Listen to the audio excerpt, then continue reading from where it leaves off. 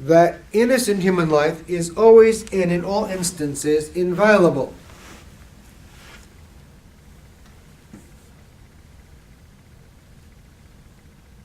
I've gone over the qualifications. Insofar as not an inviolable, an innocent human life, but when we are threatening, when a person is threatening the life or well-being of another, then a display of force, the use of force that is commensurate to and proportionate with the level of the threat being waged, may be employed. Enough to deter the attack. A person believes they're being threatened, there's a real and imminent danger of a threat, then and only then. After all attempts to try to diffuse a hostile, a possible threatening or escalating situation because of passions, only then and only then may force be applied. And, of course, the seventh commandment, thou shalt not steal. Huh? This is like new Jefferson? Property? Pursuit of happiness? What does that mean? Well, some will say, well, that was a phrase of legal art in the 18th century. All right. Aristotle did say that the end of human existence is happiness. St. Thomas Aquinas teaches us that yes, we are made for happiness, that the ultimate expression of happiness is the possession of the glory of the beatific vision in heaven. St. Paul himself said, eye has not seen, ear has not heard what awaits man.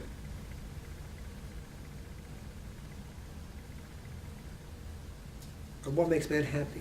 Happiness. Was this merely a phrase of legal art of the 18th century? Or did Jefferson, who was prone to libertine behavior, and who was a rationalist, who was a brilliant man, I mean, he did his own translation of the New Testament, taking out all the miracles, because he didn't, including the resurrection, because he didn't believe in anything miraculous. No wonder Ratzinger, before him White Tea, have such a tremendous affection for Thomas Jefferson, an admiration for him, even though, as I've explained to you before, Jefferson himself had great hatred for the Holy Faith and contempt for it. I've read you those quotes before. Monkish, one day this country will be free of monkish superstition. He wrote that letter to, I think, a man named Roger Whiteman, just 10 days before, just a few days, I think about 8 or 10 days before his death in 1826. I wouldn't want to go to Christ the King with that. Thank you. What constitutes happiness? Today, who's to say if there's no church to direct us as to what is the end of human existence? Why did God make me? God made me. Who made me? God made me. Why did God make you? God made me to know, love, and serve Him in this life so as to be happy with Him for all eternity in heaven. Furthermore, Jefferson went on to say that it is for this reason that just governments are instituted. Huh?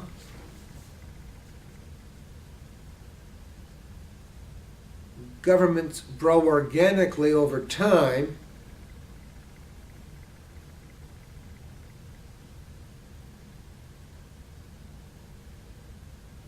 to provide the conditions in which men can know civil order, and justice, but after the Incarnation, to do so in light of divine revelation. And without that, everything else falls apart. Everything. Everything else falls apart.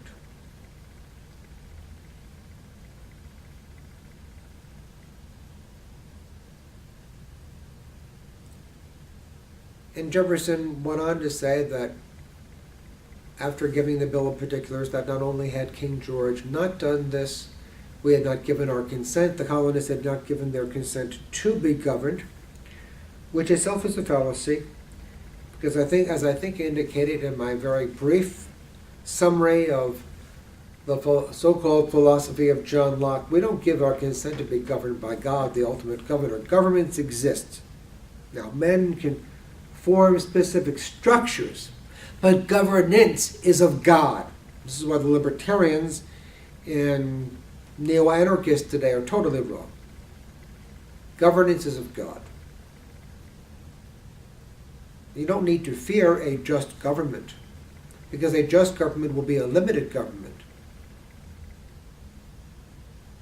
If it's governed according to Catholic principles. Though again, fallen human nature, men get in the way. They forget their creatures. King David forgot who had raised him up from the fields as a shepherd to be king. Solomon, who was once wise, became foolish. Fine. Men can be dissolute. They can forget the limits of their power. But many haven't. More recently, on our own days, the great example of Gabriel Garcia Moreno in Ecuador, assassinated. A great modern-day apostle in the 19th century. Modern day meaning pretty close to our time of Christ the King.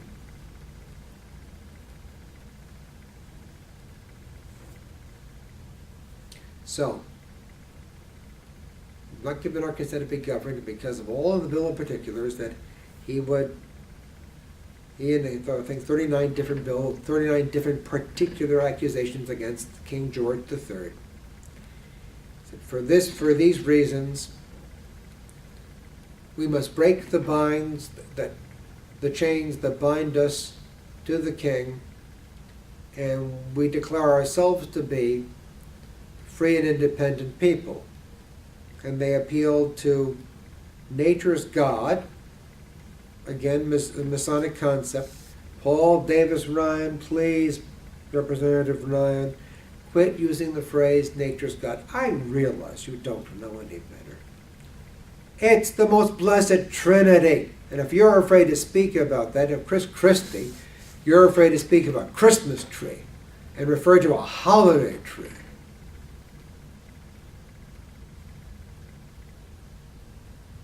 quit calling yourself a Catholic. He who is ashamed of me and my doctrine before men, I will be ashamed of before my Father in heaven. And the apostles rejoiced because they suffered ill treatment for the sake of the name. The holy name. The holy name was nowhere in the lips of Thomas Jefferson, my friends. Believing in the inherent right of revolution, and a just revolt can only be undertaken after all of the due considerations: just cause, wound to justice, all peaceful means exhausted, reasonable chance of success, a judgment is made according to the principle of proportionality, that the good end to be sought will not be outweighed by the foreseen evils that will follow in a war, that always must follow in a war.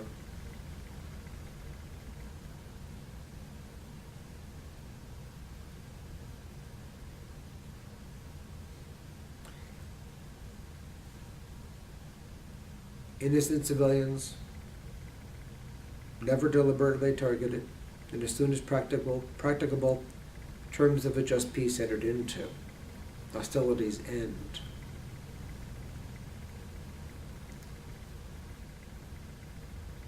Inherent right to overthrow a government. It's amazing that those in power today, who say they believe in the Declaration of Independence, don't even believe the criticism of the government is right, even though the country was born in a revolution against the King of England. And in the supposed inherent right of men to revolt, no less criticize. Astounding. But falsehoods lead in multiple paths, many different paths of contradiction.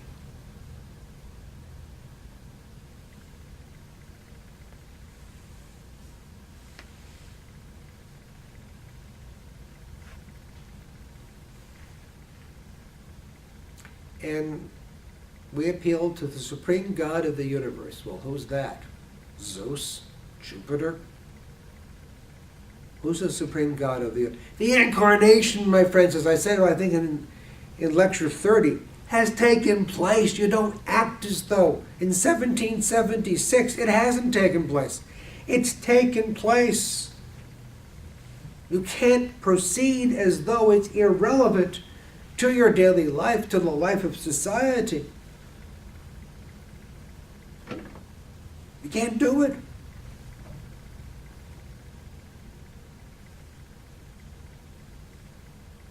He did. And to this we pledge our lives, our fortune, and our sacred honor. Now, they were naturally courageous. The men who signed that document were engaging in an act of high treason against the crown. This was an act of true courage, on the natural level.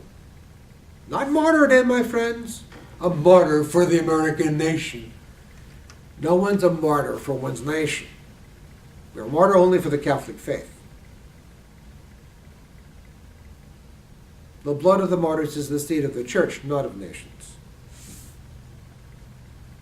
The Vendée shed their blood for Christ the King. The Cristeros shed their blood for Christ the King. For Christ the King! They were martyrs. For the glory of the French nation, under Christ the King. For the glory of Our Lady's nation, Mexico, under Christ the King. In Spain, for the glory of Catholic Spain, Christ the King.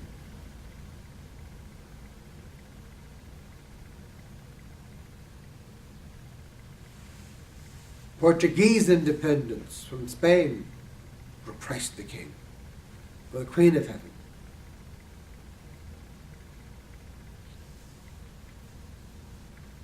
Natural courage doesn't get you heaven. Especially natural courage in behalf of principles that are false. Now, what I want to do at this point, and I want to get a general idea as to where I am on time here. I believe, let me see here, I have another 12 minutes or so in this particular presentation, I think. Let me begin to explain how, in a little bit more detail, how these ideas of the Declaration of Independence have been filtered down to us from the prism of Protestantism.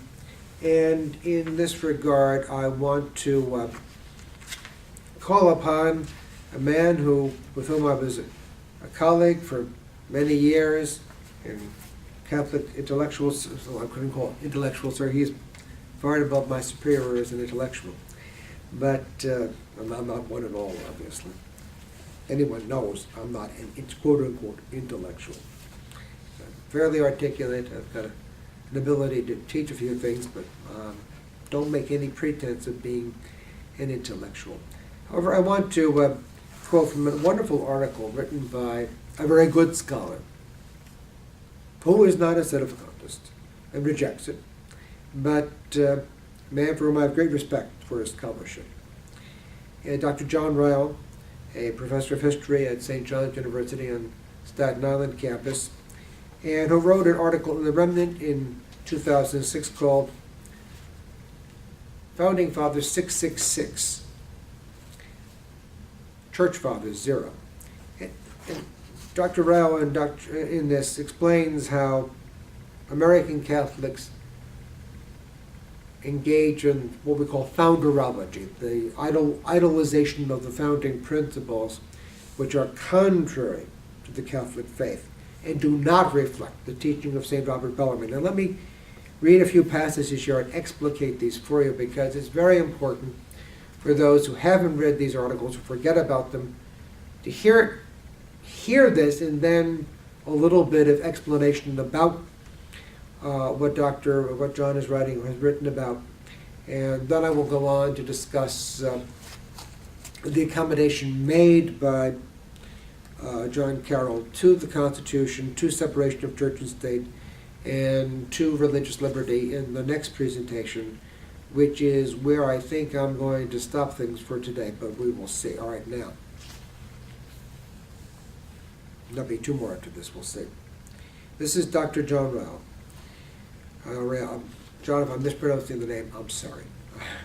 I can just, R-A-O.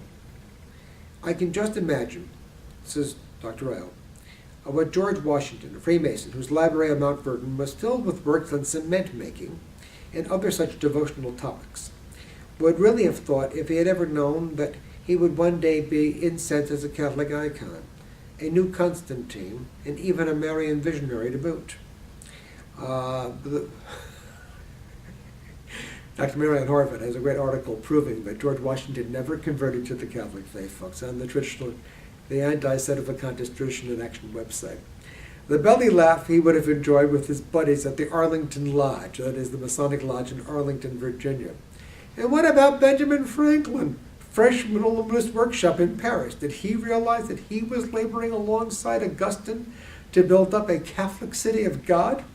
Or consider the musings of liberal and non-Mason Thomas Jefferson with the conservative John Adams, recently cited in the Sunday New York Times, quote, and the day will come when the mystical generation of Jesus, by the Supreme Being as his Father in the womb of a virgin, will be classed with the fable of the generation of Minerva in the brain of Jupiter.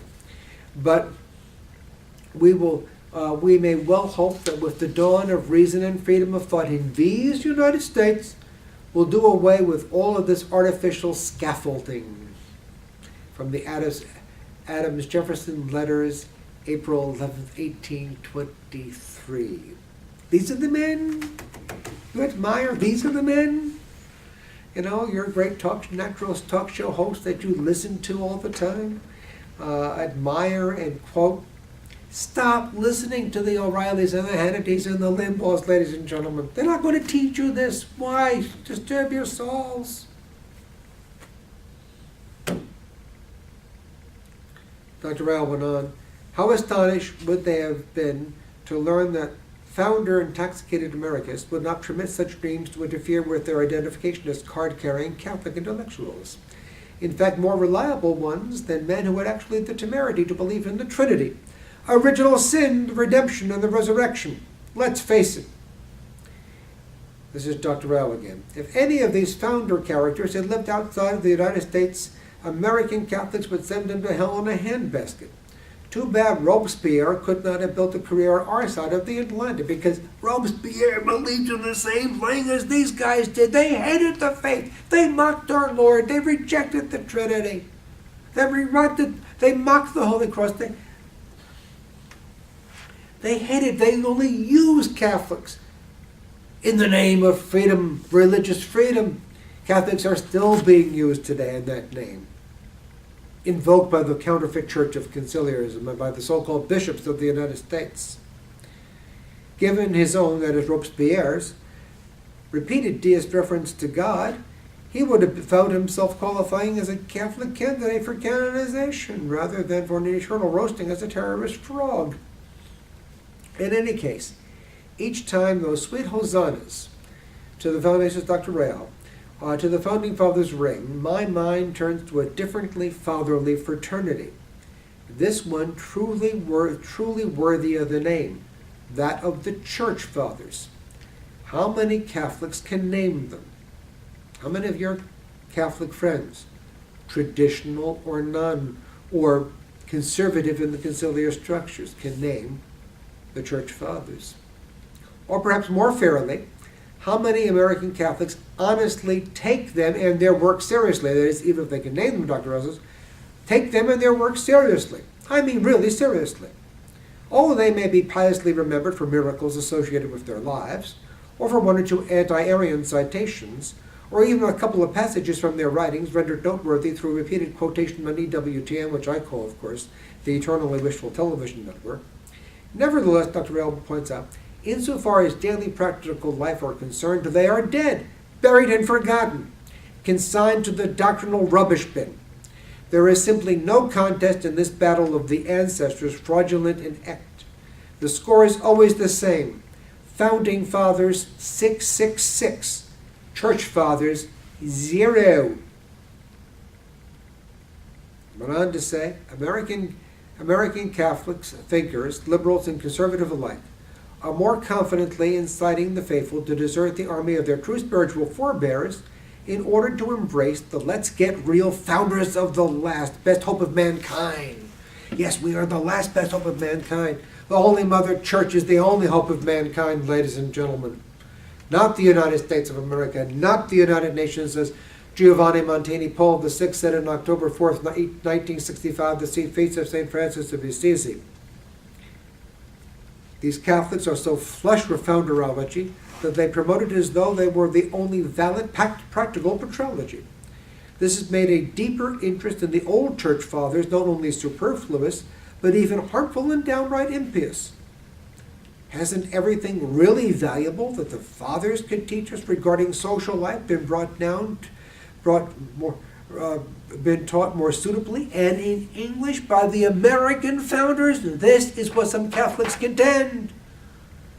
The Founding Fathers are indeed the embodiment of Catholic social teaching. Some narrow patristic arguments plucked out of their overarching spiritual vision may of course still be tolerated, if that is to say they can support the truly salvific constitutional and economic dogmas of founderology. That is, we will only accept, many Catholics believe, Catholic social teaching insofar as it is in agreement with the Founding Fathers and the myths of the American founding. Cafeteria Catholicism didn't start with Vatican II. It started in 1776. Well, it starts in 1634, but as I've noted, in 1787, 1790. It starts then in the 18th century, ladies and gentlemen. But all else is political and social trash. Part of that human side of the Church's tradition, which can be easily shed when reason and science and the inspired 18th century American aristocracy has spoken well. All right? Well, John here in this instance, this applies to your Pope, you see. He just cast that aside too. And that's why he's not the Pope. Is that he defies the very nature of dogmatic truth, and therefore denies the very nature of God. The social teaching of the Church is binding upon everyone, including Joseph Ratzinger Benedict XVI, which is why he said in his new book, he agrees with Cardinal Dandelot that even though the Epiphany occurred because it's part of history, theologically interpreted, whatever that means, that it wouldn't nevertheless be any blow to the faith if it did not occur historically, and if it had not occurred because it's not essential and a fundamental part of the faith. Meaning, see, the kings of the East adored Christ the King, who was meant to rule as king, as to be seen as the King of all nations. He doesn't believe in the social kingship of our Lord Jesus Christ, and therefore the Epiphany can be dispensed with just as easily as any other of his teachings. And Dr. Ryle went on to say that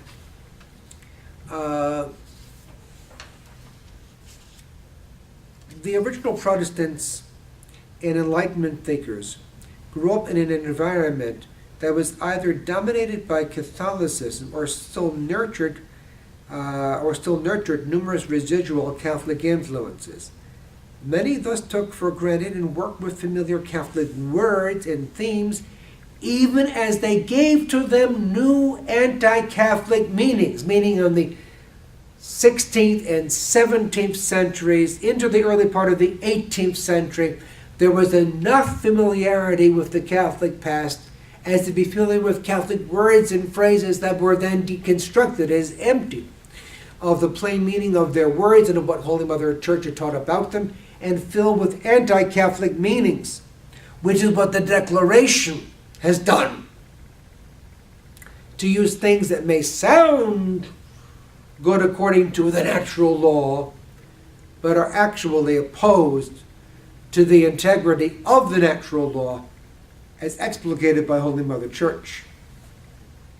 Many also, Dr. Rao has noted, this is the last passage, also presuppose that the continued practice of Catholic ways of behavior, even as their own ideas began to create a new Adam, who would eventually act in a decidedly anti-Catholic manner.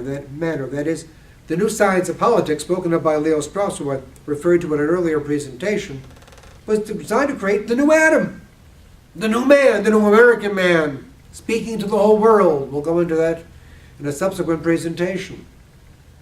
Thus, to note, Dr. Rao said, but one example, while using the concepts freedom and nature, both of them themes familiar and friendly to Catholic ears, they brutally perverted their orthodox significance. While assuming that human beings would always act freely and naturally in a Catholic way, they destabilized the support system encouraging such traditional behavior. The support system meaning the Church and her infallible teaching authority, her sacramental system. Doors were opened to the gradual construction of a new style of life for a new kind of man, reflecting their changed ideas more accurately. What exactly their own new Adam would be like, they could not even themselves imagine, precisely because they had no practical experience of him yet. In fact, if they had a clear picture of this Frankenstein, they might have quickly jettisoned him and returned to the bosom of Holy Mother Church.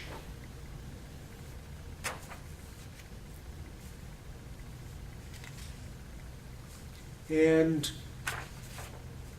this is, I have quoted this on many occasions. It's in my articles. It's called, just look at my search engine, Dr. John Rao, Founding Father 666, Church Father 0. I also have it in Conversion in Reverse, which is available on Kindle. Whatever was in that Declaration of Independence that may sound Catholic to us was emptied of its Catholic meaning, filtered through the lens of Protestantism and the rationalism of both Protestantism and the Enlightenment, the naturalism, unsupported by the teaching and grace of Holy Mother Church, to create the world in which we live today, the world of error and confusion, the world of perversion where sin is the only right, and truth is considered to be an impingement upon that only right. We'll take this up in the next presentation. May God bless you. Viva Cristo Rey, Viva la Virgen de Guadalupe. Pray your rosaries daily. Saint Michael protect and bless us. Thank you.